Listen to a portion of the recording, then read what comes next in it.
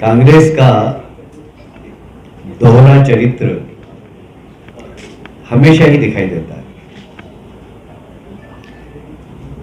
और जब जब कांग्रेस हारती है उनको लगता है कि वो हारने वाले हैं, तो दोष किस पे देते हैं? गरीब ईवीएम पे,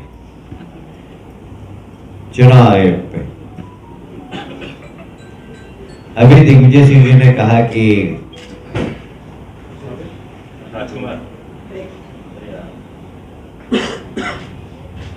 ईवीएम पे चुनाव हो रहे हैं, कुछ न कुछ गड़बड़ी हो सकती है। चुनाव आयोग भारतीय जनता पार्टी के अनुसार काम कर रहा है। मैं दोहरा चरित्र इसलिए बोल रहा हूं कि इसी ईवीएम से कर्नाटक में चुनाव हुए, इसी ईवीएम से हिमाचल में चुनाव हुए, और मध्य प्रदेश में ईवीएम से हो रहे हैं, वही चुनाव आयोग है।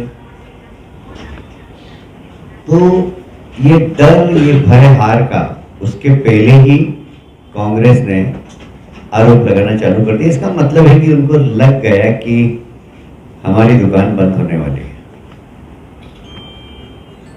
फिर दिग्विजय सिंह जी का और कांग्रेस का पाकिस्तान प्यार भी बहुत साफ दिखाई देता है।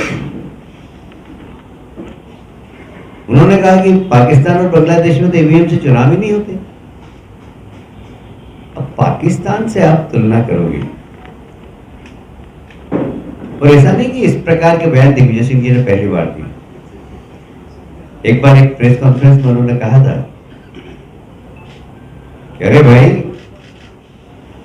विकास विकास विकास चिल्लाते हो आप लोग। लालू ने कौन सा विकास किया बिहार में? सोशल इंजीनियरिंग से चुनाव जीत। कांग्रेस का न विकास पे विश्वास है, न पारदर्शी चुनाव पे विश्वास है, न चुनाव आयोग पे विश्वास है, न ईवीएम पे विश्वास है। जब हारने लगती हैं तो वो सामने बेचारे चुनाव आयोग और ईवीएम पे आरोप लगाने लगते हैं। आप खुद रिसर्च करिए खाली, मैं किसी के ऊपर कोई आरोप नहीं लगा रहा हूं।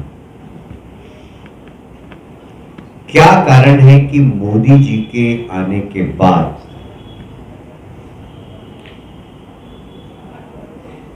हमारे देश की अर्थव्यवस्था बहुत अच्छी होगी और पाकिस्तान में भूखमरी फैल रही, दाने दाने से मोहताज। क्या कारण है? कभी आप सोचिएगा, आप रिसर्च करिए इसे। इसके पहले पाकिस्तान बहुत अच्छा चल रहा था, उनकी अर्थव्यवस्था बहुत ठीक थी। इन कारणों को आप इंदौर जैसे बिजनेस कैपिटल के पत्रकार, इसलिए इन कारणों को आप खोजिएगा जरूर। मैं किसी के ऊपर कोई आरोप नहीं लगा रहा हूं, पर पाकिस्तान के प्रति कांग्रेस का प्रेम क्यों रहता है, ये मेरे समझ में नहीं आता। मुझे इतना ही कहना था कि कांग्रेस ने हार स्वीकार कर ली, और जिस तरीके से उन्होंने ईवीएम और चुनाव आयोग पर आरोप लगाए, इससे साफ लग रहा है कि भारतीय जनता पार्टी की सरकार बन रही है और कांग्रेस बुरी तरह से हार रही। मैं एक बात कांग्रेस से पूछना चाहता हूं कि स्टालिन के बेटे ने जब ये कहा कि सनातन धर्म को समाप्त कर देना चाहिए, और उसी वक्त कांग्रेस के वर्तमान अध्यक्ष, उनके बेटे जो कर्नाटक में कैबिनेट मंत्री, वो उनका समर्थन करते हैं। कांग्रेस को स्पष्ट जवाब देना चाहिए कि वो सनातन धर्म के साथ है या नहीं है। ये तुष्टीकरण की नीति कांग्रेस की, ये कांग्रेस को तो खत्म करेगी, पर देश के लिए बहुत अच्छी नहीं है, देश के लिए बहुत खतरनाक है। जब इस प्रकार के निर्णय कांग्रेस लेती है तो ऐसा लगता है कि कांग्रेस भी देश के लिए खतरनाक है। और इसलिए मुझे लगता है कि हम लोग सरकार तो बना ही रहे हैं और 2/3 बहुमत से बनाएंगे, पर कांग्रेस ने अपनी हार स्वीकार कर ली। आज कमलनाथ जी ने 2 बार ये बयान दिया कि राम मंदिर तो सबका है, भाजपा का कैसे हो गया?